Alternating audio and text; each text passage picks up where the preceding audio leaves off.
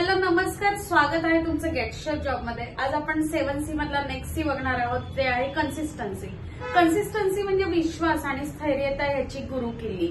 पण मग ही गुरुकिल्लीचा उपयोग काय होतो, का गरज असते, हे जर जाणून घ्यायचं असेल तर तुम्ही हा व्हिडिओ पूर्ण बघा, लाईक शेअर आणि सबस्क्राईब करा। त्याआधी मला तुम्हाला एक निवेदन करायचंय, जर तुम्हाला हे व्हिडिओ आवडत असेल तर नक्की पूर्ण बघा आणि लाईक करा।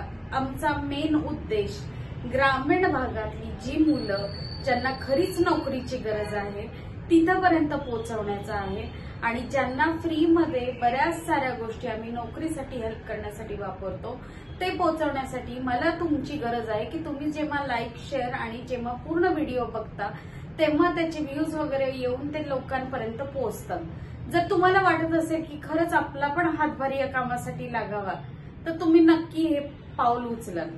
धन्यवाद। तर आपण आज बघणार आहोत नेक्स्ट कन्सिस्टन्सी म्हणजे काय। तर आता यामध्ये काय पाहिजे म्हणजे काय, तुम्ही जे बोलता, तुमचं जे बोलण्याचा टोन आहे आणि तुमची जी कृती आहे या सगळ्याचा एक संध म्हणजे काय म्हणतात ना, बोले तैसे चाले असं म्हणतो ना, जो बोलतो तसं चालतो त्याची वाहवा होते किंवा त्याला जो सगळ्यांना आवडतो वगैरे, तर ते सेम आहे कन्सिस्टन्सीमध्ये।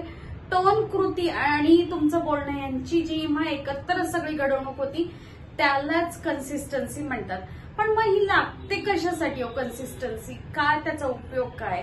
तर यामुळे काय होतं, पहिला गोष्ट म्हणजे तुमचा विश्वास निर्माण होतो की तुम्ही जे बोलत आहात ते करता, लोकांचा तुमच्याबद्दलचा व्ह्यू चेंज होतो आणि त्यांचा विश्वास वाढतो। नंतर असतं की तुमचा ब्रँड म्हणून एक ओळख मजबूत करते। आपण यानंतरच्या उदाहरणांमध्ये ते कुठले ब्रँड्स आहेत ते बघणार आहोत। त्यानंतर तुमच्या लक्षात येईल की एखादा ब्रँड जेव्हा बनतो त्यावेळेला तो जेव्हा ती गोष्ट कमिट करतो तीच गोष्ट तुम्हाला देतो आणि मग तुमचा विश्वास असतो की नाही, हा विश्वासनीय ब्रँड आहे आणि याला अगदी डोळे झाकून तुम्ही खरेदी केले तरी काहीही प्रॉब्लेम नाही। तिसरं महत्वाचं आहे, यातून तुमचा गोंधळ टळतो की जे एक जण वेगळं सांगताय, दुसरं जण वेगळं सांगताय, कृती वेगळीच होतीये वगैरे, अशा साऱ्या जो गोंधळ आहे तो होत नाही, कारण तुमचा एक प्लॅन ठरलेला असतं की असं असं करायचं आहे। त्यामुळे मेनली गोंधळ टाळला जातो। नंतर आहे की तुमची स्पष्टता दिसते, म्हणजे नक्की तुम्हाला अचीव काय करायचं, व्हॉट आर युअर गोल्स, हे सगळं क्लिअर होतं। त्यामुळे कन्सिस्टन्सीला खूप महत्व आहे दिलं जातं। जेव्हा तुम्ही बाहेरच्या जगामधली काही उदाहरणं बघता, फॉर एक्झाम्पल ऍपलचा फोन असेल किंवा कोका कोला सारखी कंपनी आहे, त्यांनी जी कमिटमेंट दिलेली आहे, त्यांचा म्हणजे कलर असेल बॉटलचा किंवा त्यांचे ज्या सर्व्हिसेस आहे, त्यांचा जो त्यांनी ब्रँड बनवला असेल ते तुम्हाला कळलं असेल की बघा आता मग तुम्हाला ही कन्सिस्टन्सी म्हणजे काय ते लक्षात आलं असेल, कारण जे बोलले त्याप्रमाणे देतात। ऍपलचा फोन तुम्ही अगदी डोळे झाकून घेऊ शकता किंवा कोका कोला सारखं ड्रिंक घेताना आपण कुठेही मागे पुढे पाहत नाही। आता हे टिकवायचं कसं, कन्सिस्टन्सी तर पाहिजे ना, पण मग ती टिकवायची कशी हे फार महत्वाचं आहे। तुम्हाला ना मेन काय अचीव करायचा तो संदेश पहिल्यांदा ठरवायचा की मला काय पाहिजे, हे जेव्हा तुम्हाला कळतं तेव्हा तो मेन संदेश तिथं तुम्हाला कळतो, तेव्हा त्याच्यावरती काम चालू होतं।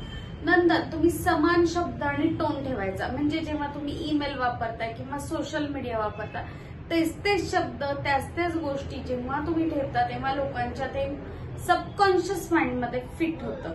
त्याला तुम्ही बघा, तुम्ही अशा काही कॅची लाईन्स बघितल्या असतील काही ब्रँड्सच्या की तुम्ही तो शब्द आले की तुम्ही पुढची ऑटोमॅटिक बोलली जाता, मॅगी बस 2 मिनिट, का बरं? त्यांनी तो कन्सिस्टंट ठेवलेला आहे त्यांचा टोन आणि त्यांचे शब्द, त्यामुळे मॅगी म्हटलं की 2 मिनिट हे पुढे तुमचं लागून येतच। नंतरचा आहे तुमचा संवादाचा नियम ठरवा, म्हणजे सर्वांसाठी कुणीही असलं तरी तुम्ही याच पद्धतीने बोलणार आहोत तर तुमचे हे शब्द जातील और अशा प्रकारे डील होणार आहे। तुम्ही वेगळे आहात, तुम्हाला वेगळी ट्रीटमेंट, एकाला दुसऱ्याला ट्रीटमेंट असं नाही, everyone is same for me, हे तुमचं मेन तुम्हाला कन्सिस्टन्सी टिकवायचं असेल ना। आणि सगळ्यात लास्ट मुद्दा आहे नियमित फीडबॅक घ्या, म्हणजे तुमचा संदेश आणि तुमचं जे उद्दिष्ट आहे हे मॅच होतंय का नाही बघा।